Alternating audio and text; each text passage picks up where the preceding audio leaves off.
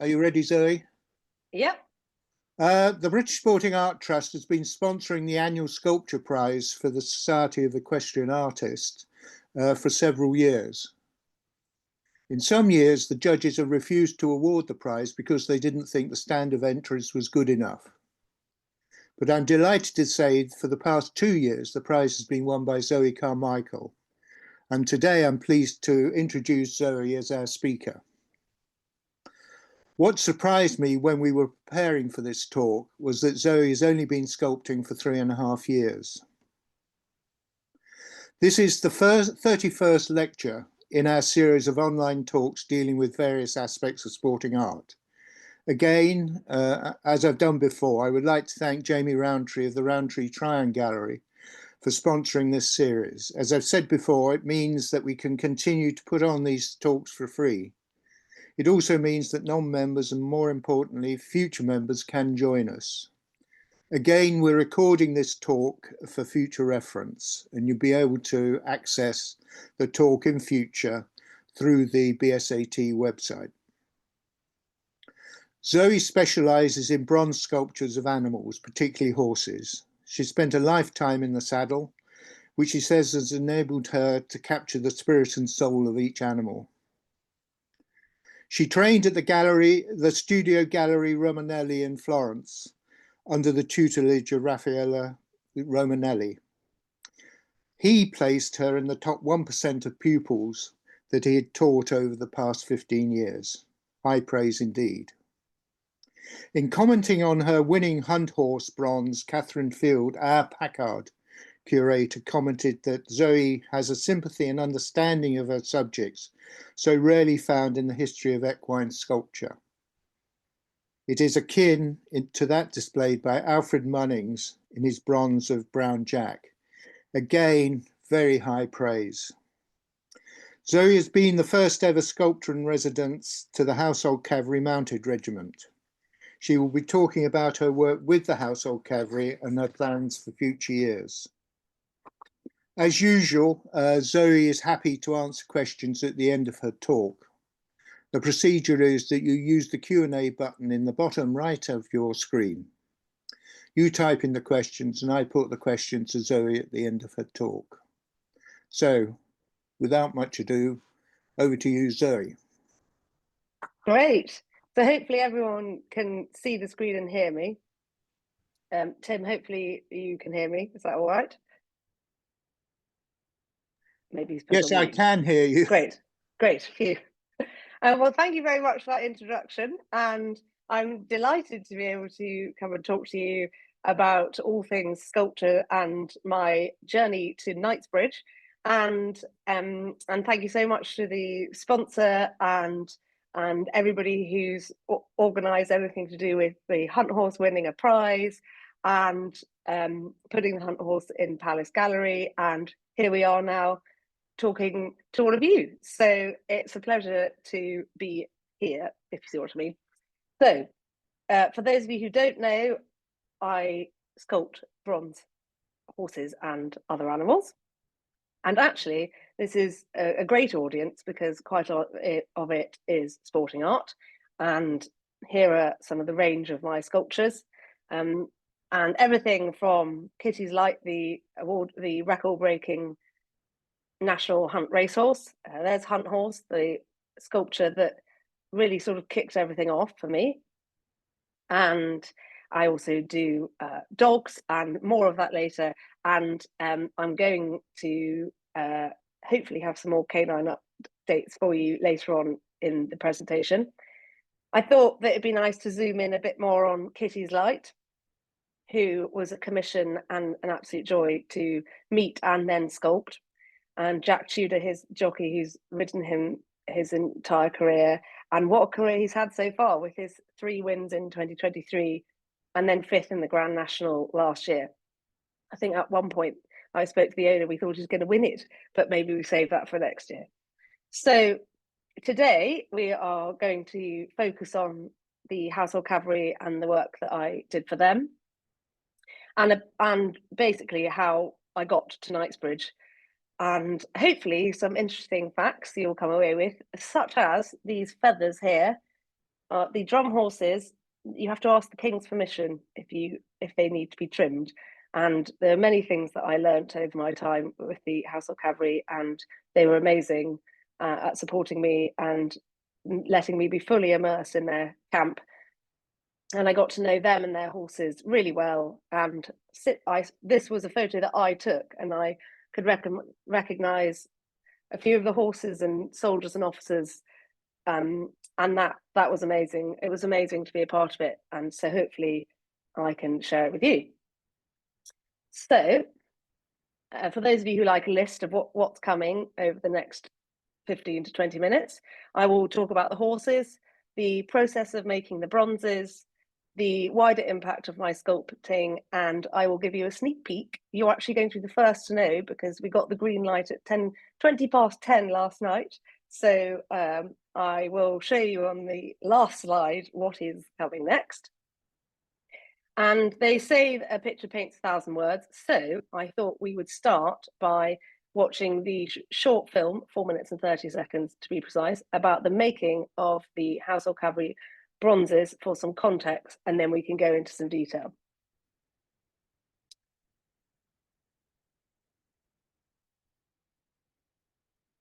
Hopefully that screen has loaded, and when I press play, you will hear some sound. Tim, interrupt me if you don't hear anything.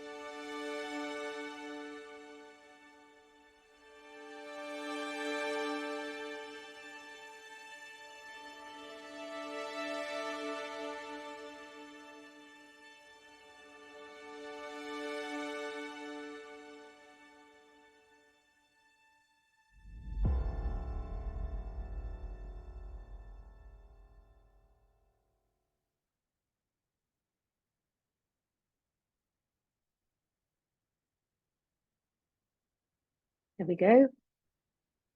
Go back to my presentation. Great. Hopefully we're all now back looking at a screen that says where it all began. So we need to go back a bit, and then I'll tell you about how I became a sculptor and how I ended up being at Household Cavalry, which will hopefully be interesting. I've actually been a sculptor for just over 2.5 years, and I actually was working in an office that was only a few stops away from the Knightsbridge Hyde Park Barracks, and I was there for 8.5 years as head of account management at a market data firm. So is it not obvious why I became a sculptor? Probably not. So let me explain how I went from this to this. Sorry, I mean this. And we're going to begin with a cake. So this is actually the cake that I made the lifeguard officers, because about 5 of them had their birthday in the same week, and I felt inspired to make a cake, and it is all edible. The top bit is white chocolate ganache and icing, and then Rice Krispies and marshmallows and icing, and it's all edible, gold and silver leaf, and then chocolate cake with icing on the bottom. And so I had the art scholarship to school and used to do lots of watercolours, but I sort of went down a more academic route.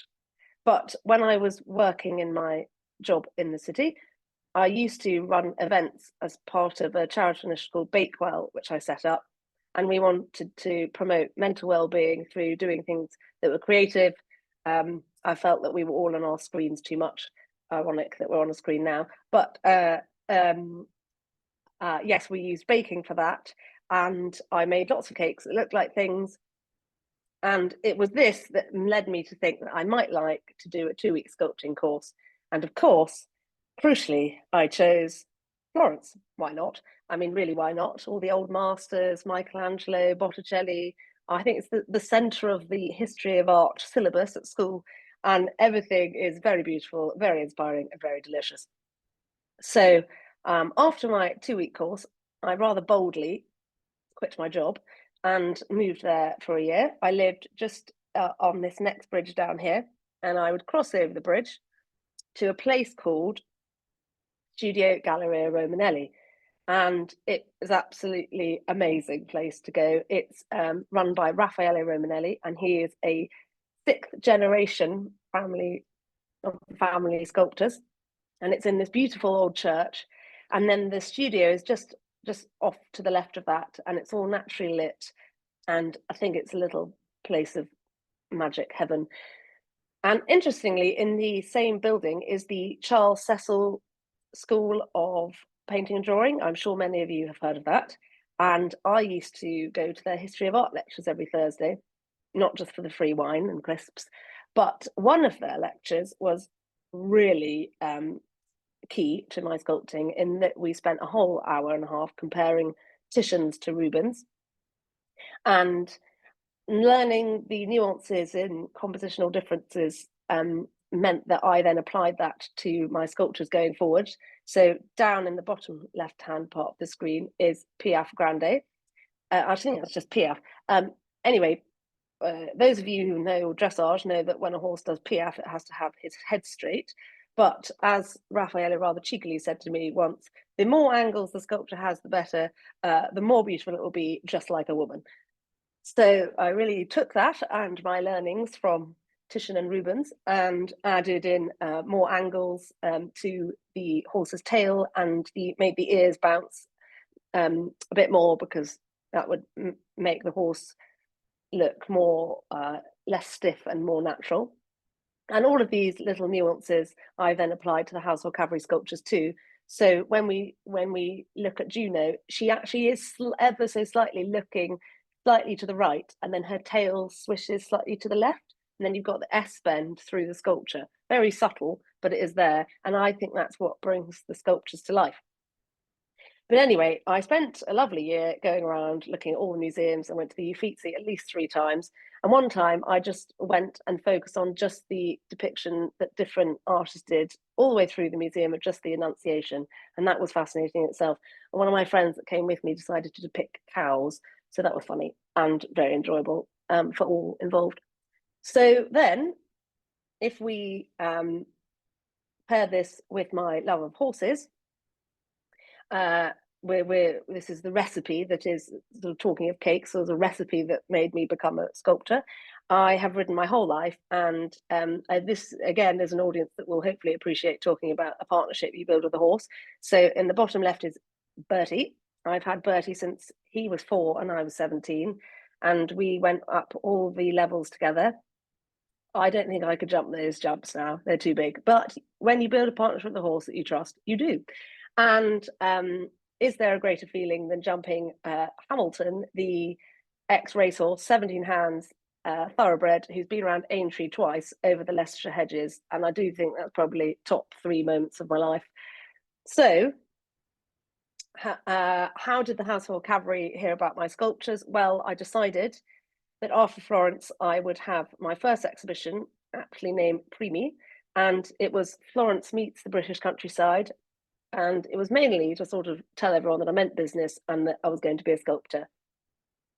And so in come Hunt Horse, and obviously which has lots of detail, and hopefully you can see that that is a happy horse that's just got off his horse box and has spotted that he's going hunting. And also Hunt Horse won the Best Sculpture Prize at the Society of Equestrian Artists Horse and Art Exhibition in 2023. And they also saw that I'd done the Ajax is the mascot to the Worshipful Company of Coopers. So the barrels look quite like a drum. And so the Captain Jeremy Bushell, who saw all this, who was the person that looked after me during my residency, we thought combining my me capturing the essence of the horse and all the immense detail that would be needed with all the stake kit and everything would lend itself well. And actually, if you mix together the very British establishment of the Household Cavalry dating back to 1660, paired with my love of horses and the training and inspiration from Florence, dating all the way back to the Renaissance, I think it's a combination that was hopefully rather meant to be. I also thought we'd mention about Piaf Grande, because Piaf Grande was the piece that won the British Sporting Arts Trust Prize for Best Sculpture in 2024, again at the Society of Equestrian Artists Horse and Art Show. So just a little zoom in on Hunt Horse for you. There's his little sandwich box and his whip and his running martingale, and hopefully you can see his hunter clip lines. It was really funny. I delivered him and one husband said, "It's a bit of a shame you can see where they joined the bronze together," and the wife had to say, "No, darling, that's the hunter clip."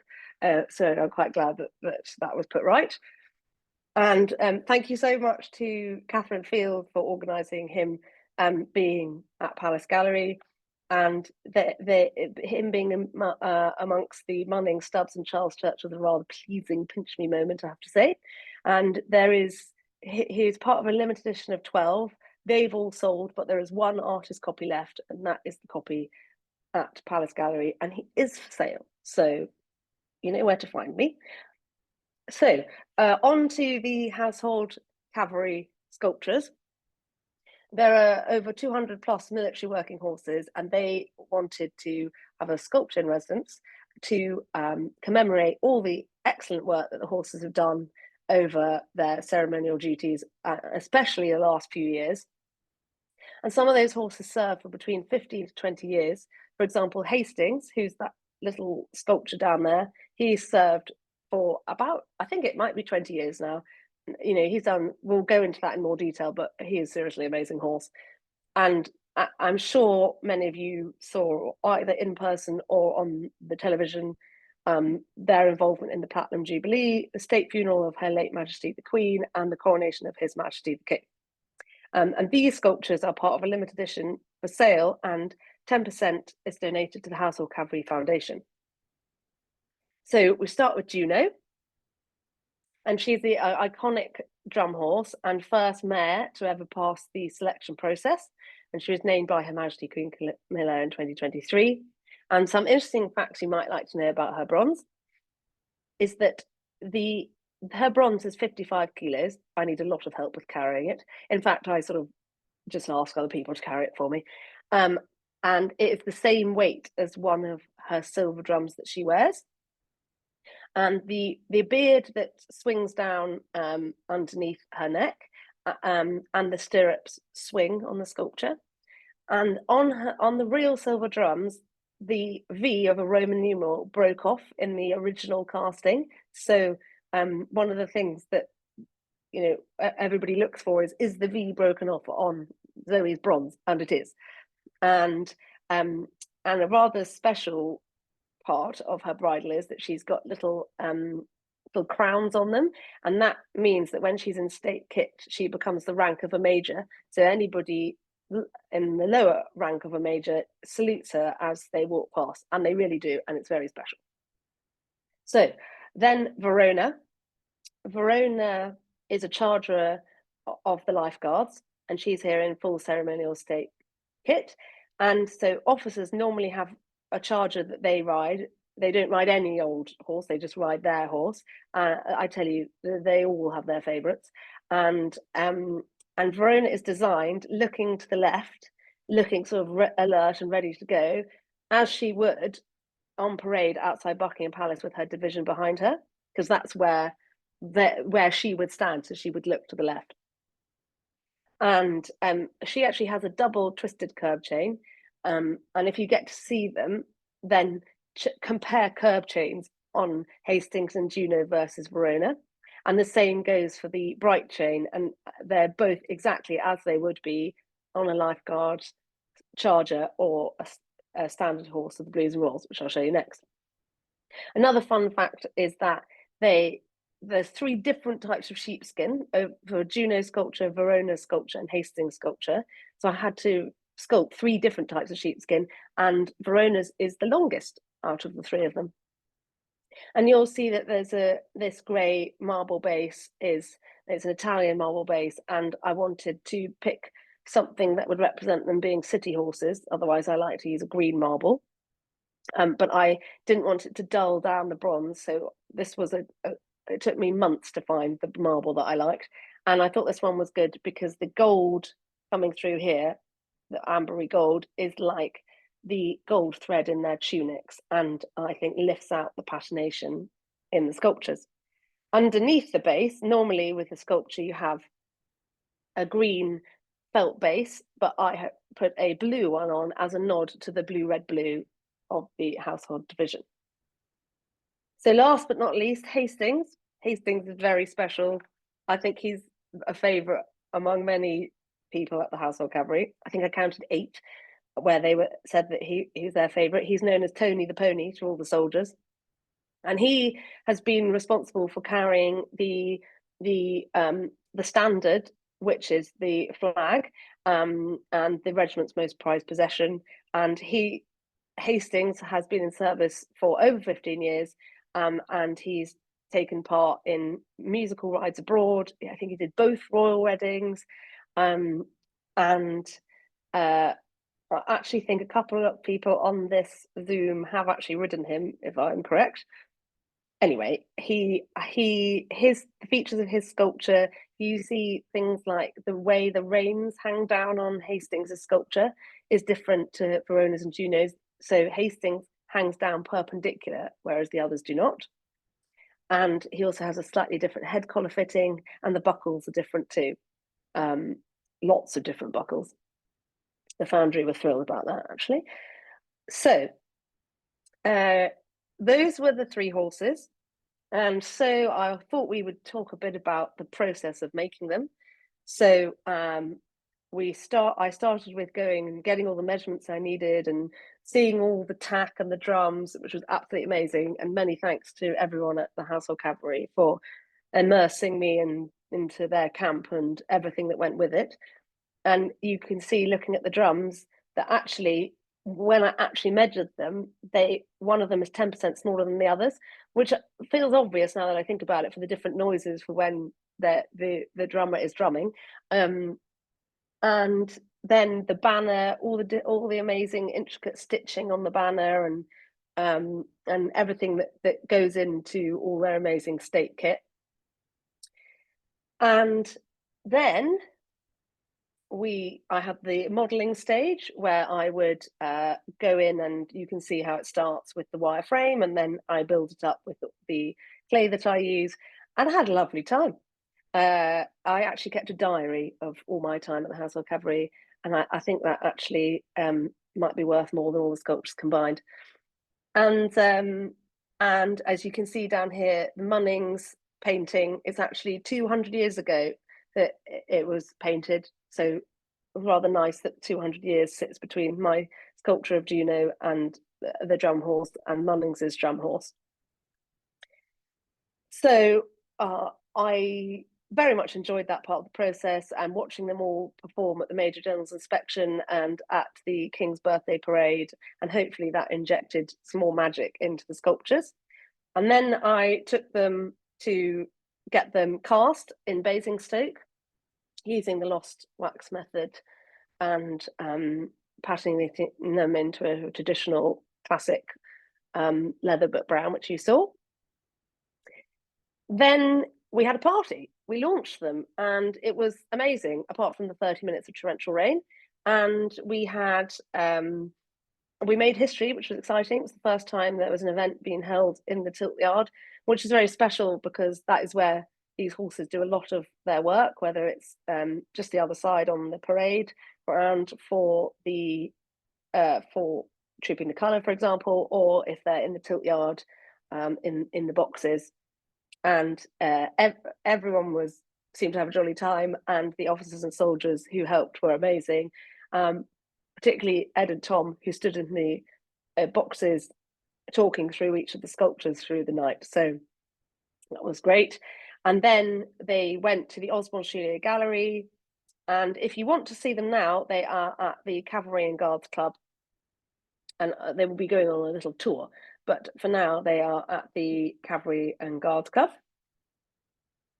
And so the whole point about what I like to do with my sculptures is that they have a wider impact than just the sculptures themselves. So, for example, this baby rhino that I sculpted, he actually doesn't have a mother. So through the sales of the sculpture, I donated to help with his upbringing, and that has been an amazing project.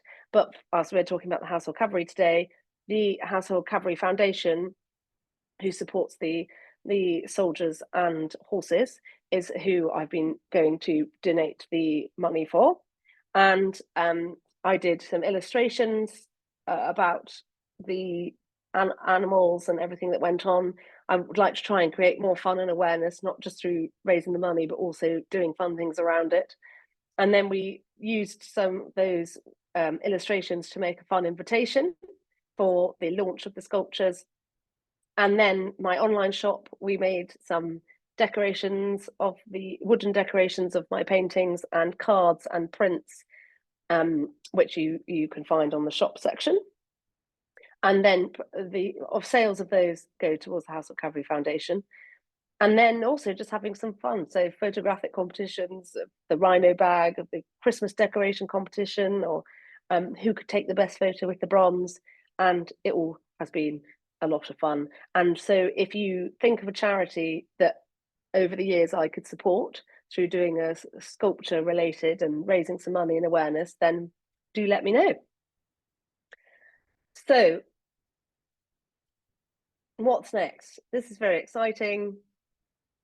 Juno bronze there's going to be one cast into silver. So that's very exciting.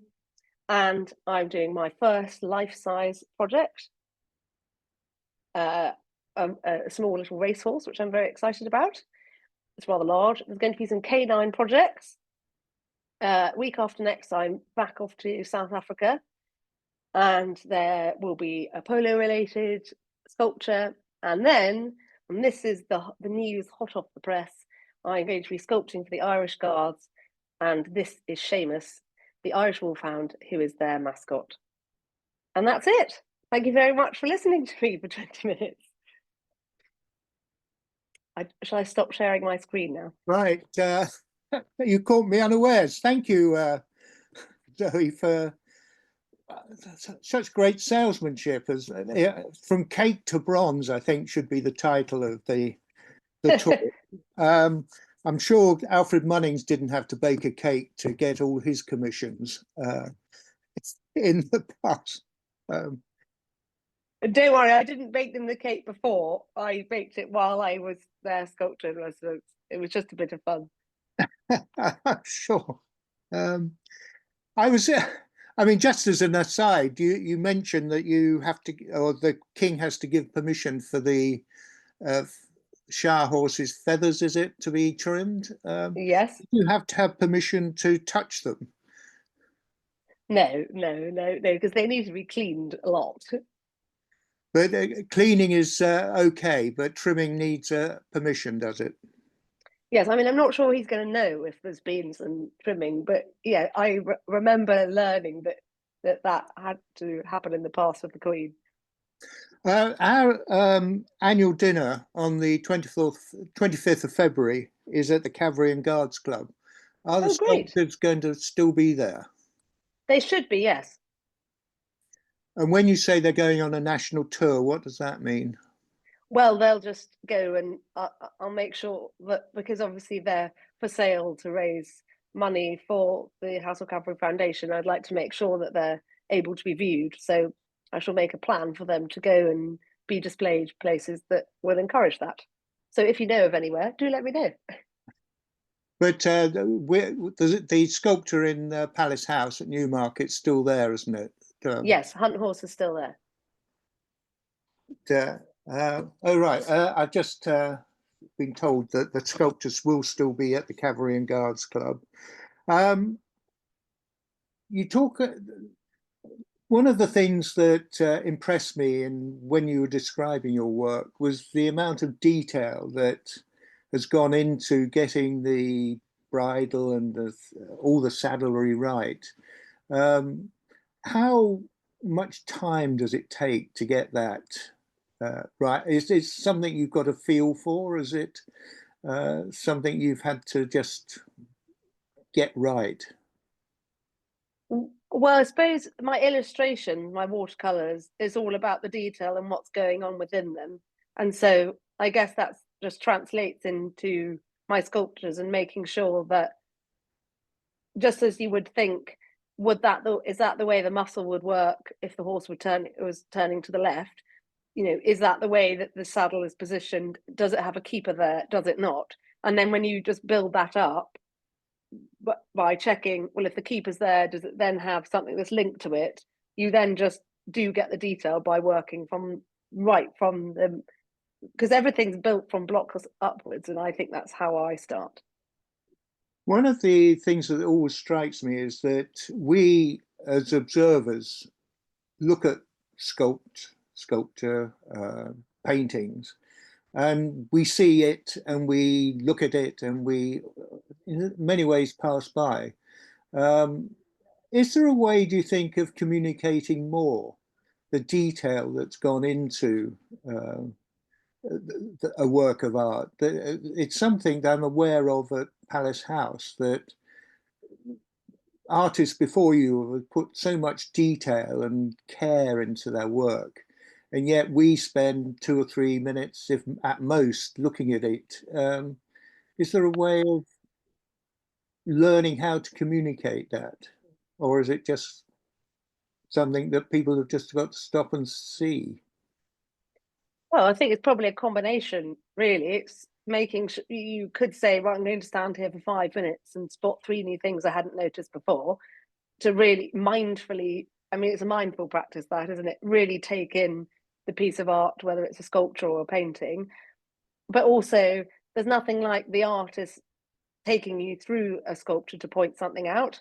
And so I guess that's why they have audio systems in museums. But yeah, that, other than spending more time looking at it and then the artist telling you what to look out for, that would be my way of suggesting that people can see the lengths that people have gone to. Yes, it's just that there's so much more detail about the horse, the hierarchy within the household cavalry. All that detail is not obvious until you spend time with your pieces of art. Well, that's good. The art is communicating something new. That's The good. point. Well, one of the questions that's come in is patination and how you get the right colours and the work that goes into that bit of producing the finished article. Is it straightforward? Well, I think it's a bit like a chemistry experiment. I think I wrote 5 sides of notes when I first started following the process. And obviously I do that with the foundry, and they're really expert at what they do. And you it's real teamwork with the person who's doing the patinating. And you're using different acids and heats, and the process from what layer you put what different acid and color on to get different effects. So whether it's a more block opaque finish or you have a layering mottled effect, and you would communicate with the foundry about what impact you wanted to have, how many wax layers you want to put on it. I like a shiny horse, so lots of wax. Yeah, they're very skilled at knowing So it's real what to do. partnership with the foundry that. Yeah, yeah. I mean, you can do it yourself, but I at the moment do it with the foundry, and I really enjoy that part of it. And you said you were matching the patination to the base as well. What does that entail? Is it just an eye? Well, I wanted the base to not sap the patination colorway because it was a very dark base. I was worried that it would make it would draw out all those brilliant colors. But we actually matched Juno's patination to her coat as much as possible. And then Hastings and Verona, because they're cavalry blacks, I made their patination darker as a nod towards them being, because as you know, those household cavalry horses, bar the drum horses and the trumpeters, are all black. One of the we delight in what we see as the finished article. Do you enjoy the process of getting there, or is it Definitely. awesome?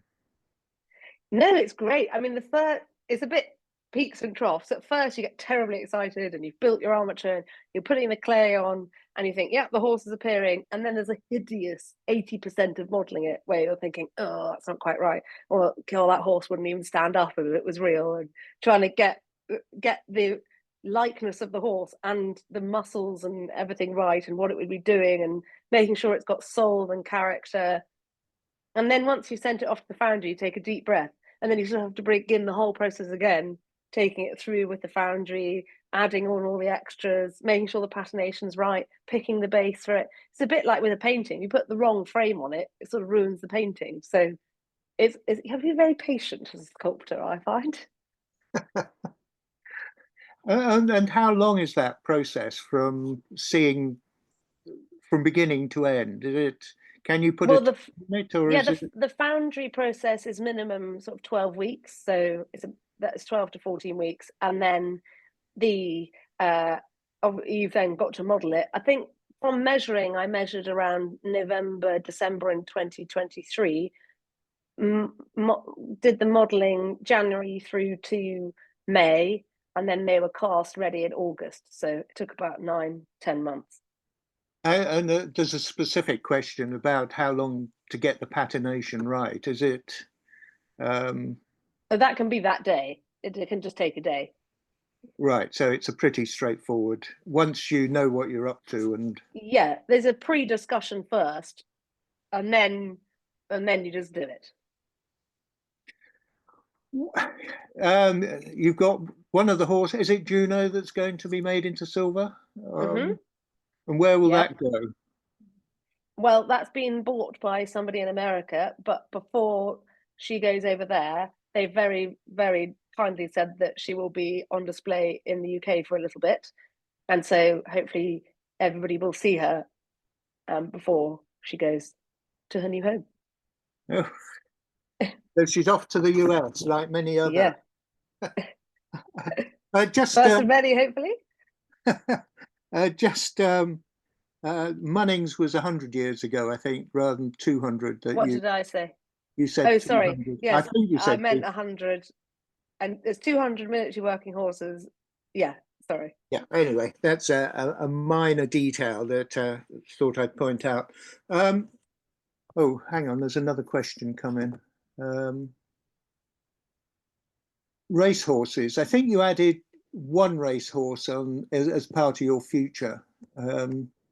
Is that? Yes, I've got a retired racehorse that I'm sculpting.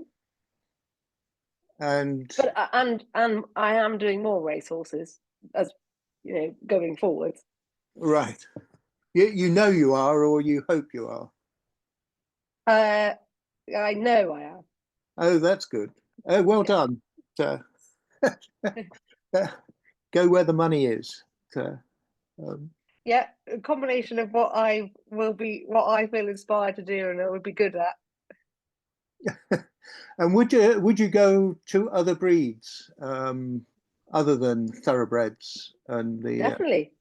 Well, I've done 2 Shire horses, some Irish horses. Yes, definitely. I'm dying to do a Dartmoor pony.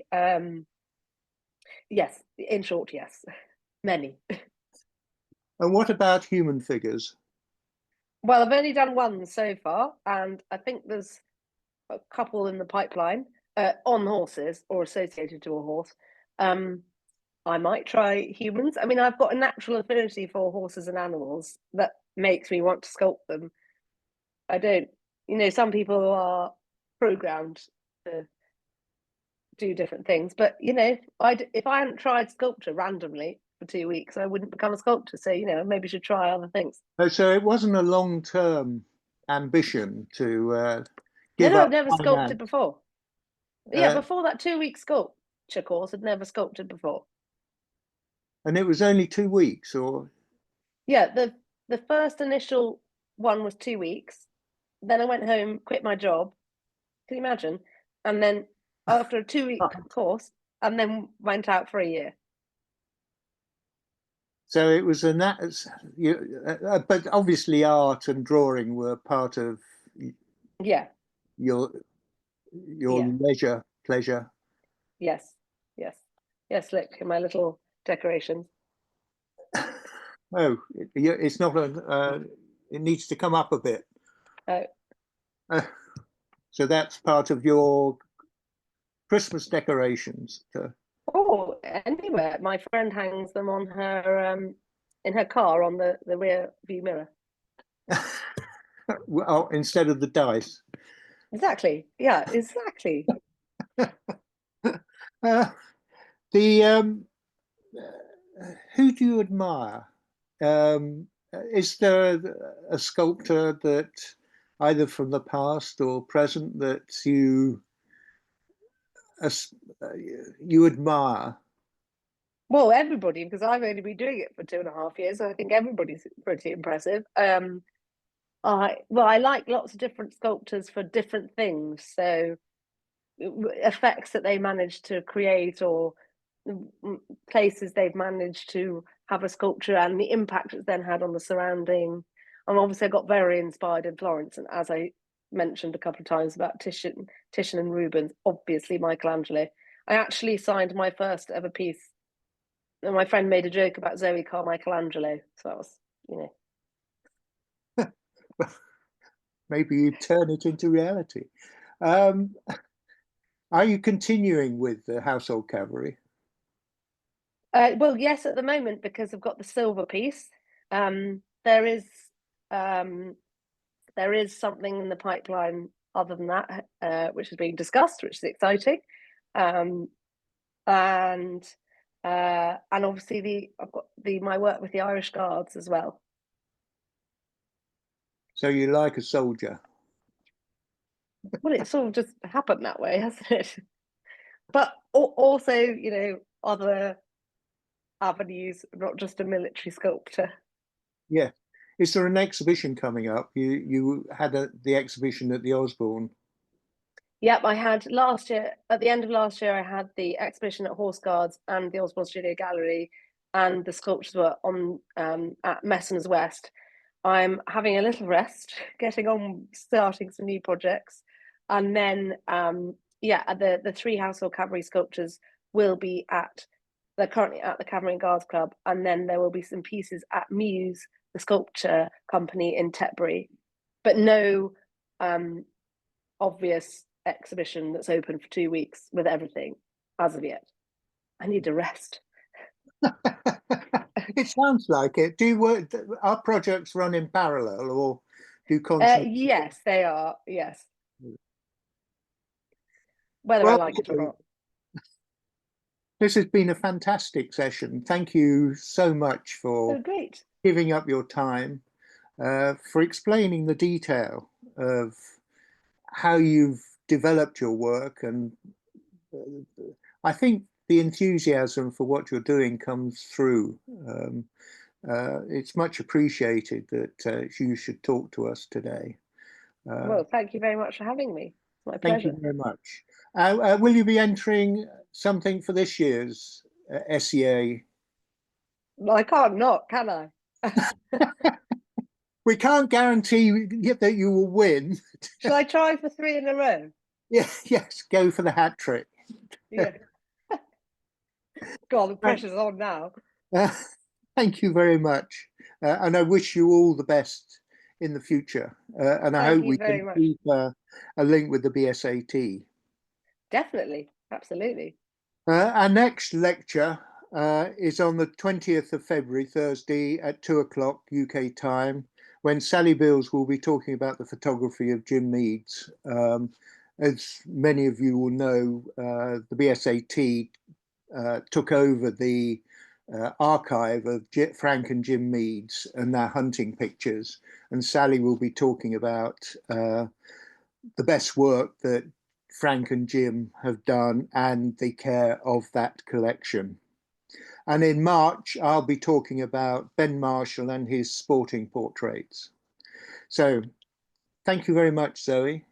And I look forward to seeing everybody else, or everybody, I hope, and including Zoe, in February. Thank you very much. Much appreciated. Thank you so much. Thank you. Bye-bye. Bye.